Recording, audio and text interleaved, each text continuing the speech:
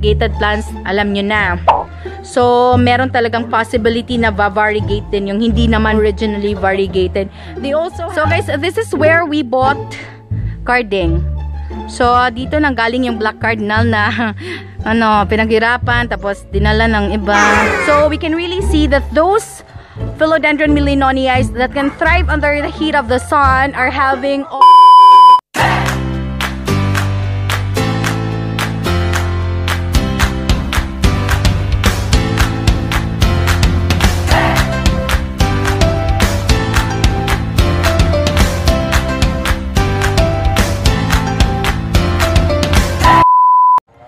Hey guys, welcome back to another PLANTZILLA video, and for today's vlog, we are here somewhere we got our Black Cardinal. So I'm not gonna show you kung saan to exactly, but for those of you who are living near us, so you'll know where are we right now.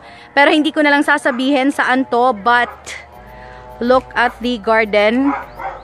So this is yung nasa gitna yung champagne. I do not know what type of palm is this, but this is as well a palm, and it's huge na. Ngayon ko lang to napansin that there are 4 palms in here, and those 2 in between are champagne palms. So we can see meron din silang pitogo plant dito.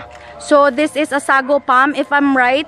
So this is how they usually call it, and this is really where my mom got inspired when it comes to philodendrons, because they got huge philodendrons in here, and they have this triangularis. So this is a ficus triangularis, if I'm right. So this is a variegated one, and they are being trimmed according to how they want it to be. So meron din silang mga eugenias, guys. They have baby champagnes in here, apart from those huge champagnes that we can see on the right. So merong moto, and there are huge philodendrons over there. Before, I was seeing a philodendron millenonii dito. So, dun ko nalaman that they can thrive even in the midst of the heat of the sun. But, tinransfer siya because upon propagation, dapat talagang i-transfer somewhere na hindi naiinitan. So, yung natira na lang dito is this one. So, we can really see that those Philodendron millenonii that can thrive under the heat of the sun are having orange stalks. So guys, if you are having a millenonii with a green stalk, it can't survive under the direct sunlight. Kasi itong mga matatandang to, or those that are having orange stalks, are strong enough. So ayan. So merong aso. So, sa mga nagbabalak, so hindi talaga siya pwedeng basta-bastang pasukin dito. So, there are huge millenonii over there. And what's good in here is that meron silang white pots. So, they are of the same color. They also have, I think this is the red imperial, and they have the green imperial. So, this is how you distinguish the two. So, this is the green imperial, guys. The leaves look the same, but the color of the stalk, so dyan sila nagdidiferensya. They have huge red Congos here, and this is really where I bought one. So I bought one red Congo in here, pero hindi ganito kalaki. So mine was just a shoot, so I bought it for 950, and now it's thriving and malaki na siya. So I believe I have shown it to you. They also have a lot of vandas over there. I'm just not sure if you are into vandas as well. So, meron kaming vandas, but we aren't really experts when it comes to their care. So, hindi namin siya napalaki ng maayos. Ito kasi marami sila, and they have different colors as well. And guys, I also have something here. So, this is the Anthurium ginmanii, or the cardboard. Meron pa siyang dalawang, ayan. Yan kasi yung pinagkukunan ng seeds every time we would like to propagate them. So for this one, meron na siyang dalawa. So I believe this is an old ginmanii, or usually we call it as cardboard. And doon, as far as I know, there are a lot of propagated philodendrons, but I am just afraid to get there because maraming dogs. Alam nyo na, pakahabulin ako and walang akong kalaban-laban. So ayun, marami sila dito. They have silver yokas as well. So this is the view from here, and when you look at outside, what you can see outside. So ayun, malapit kasi ito sa kalsada, guys. And I believe this is a tricolor, but an aged one. So we can really tell an aged tricolor just by the looks of it. Tingnan nyo nga, oh. Yung itsura niya. So even yung leaves niya, textured na guys. So, makikita natin na hindi na siya smooth or hindi na pa smooth yung leaves niya. They also have pothos here. So, I think they believe that pothos are lucky plants. So, ayan, nandito sila. So, they are in a cocoa pole and merong silum. So, we are in front of the main entrance of the house. And on the left side, we can see na meron ditong red Congo. So, for this, they don't put it in a pot. But instead, I think this is a fixture. This is, ano na talaga, yung semento na nilagyan ng tiles. So, this is where they planted some of their philodendrons. Or just the 2 philodendrons that you can see before you get inside the house. They have colored cordylines as well. And this is the silver yucca that I'm telling you about. And it's really tall. I just can't tell how tall it is. So it's beside the champagne, guys. So ayan, this is such a beautiful lawn. And I don't think it's hard to maintain. They have solar lights as well near the walkway. But it's really hot in here, I think, during mga midday na sobrang init dito. So this area right here are full of snake plants or sansevierias, guys, of different varieties. There are dwarf ones and meron ding malalaki. So I'm just not familiar of all the types of sansevierias, but I think they have a lot here. I'm seeing more than 5 varieties here. So they are being placed in one place. So yung mga pandakaki nila being trimmed into like a circle or a ball. I just don't know what's the name of this one. Meron siyang parang yellow at the top. And there is a cactus over there. I'm just not sure what type of cactus is this. For those of you who know what's the name of this, you may comment it down below because I'm really not familiar. And I'm seeing a lot of lemon limes. Oh my god, they are thriving. Even if there's no net in here. So they are being placed in the direct sunlight. Kasi yung sa amin hindi talaga nilalagay sa place na mainit. But their philodendron lemon lime are being placed here. And they're almost turning white na. So, ayan guys, they're here. So, they are surviving. They are thriving here. And I can see the copper tone sansevieria. So, they really have a lot here. And the eugenias. I've been trying to grow some of them. But I just really can't. So, I do not know, maybe through marketing sila nabubuhay kasi sa amin hindi talaga. So, they are as well trimmed here. So, meron silang landscape in front of the house.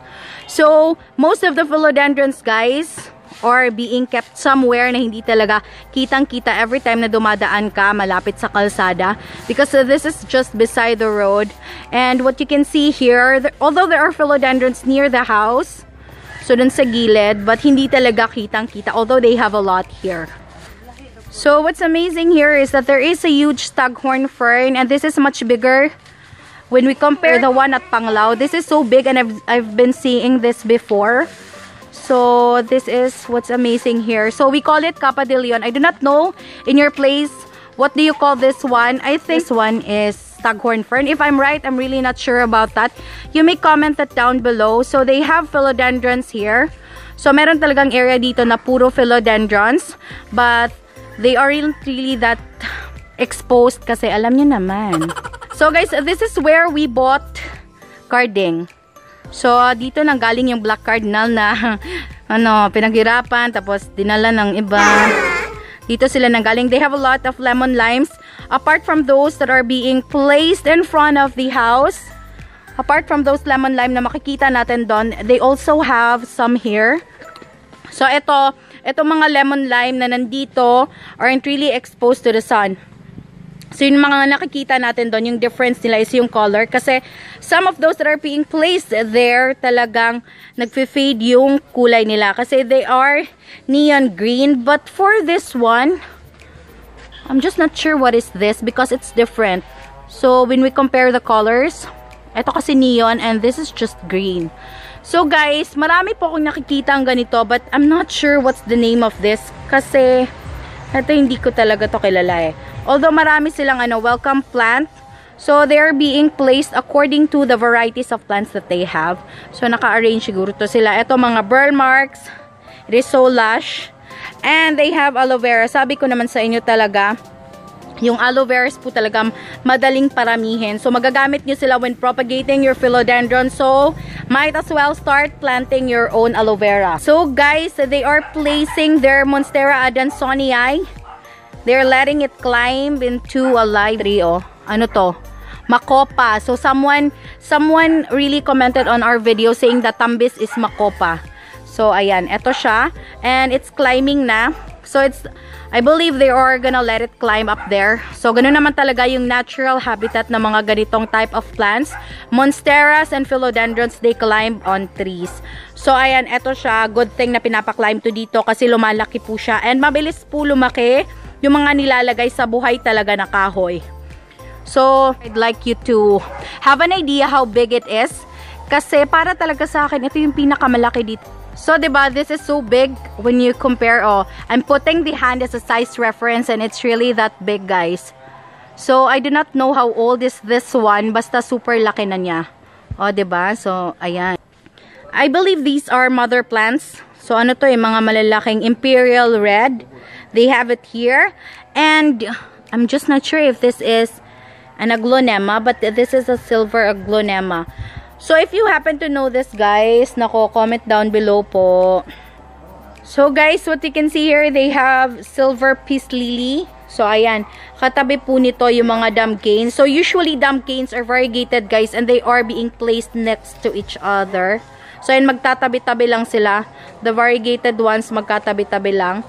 And they still have yung mga anthurium rainforest, andun, guys, yung mga malalaki na. They also have, I do not know if this is a sensation or an elephant ear.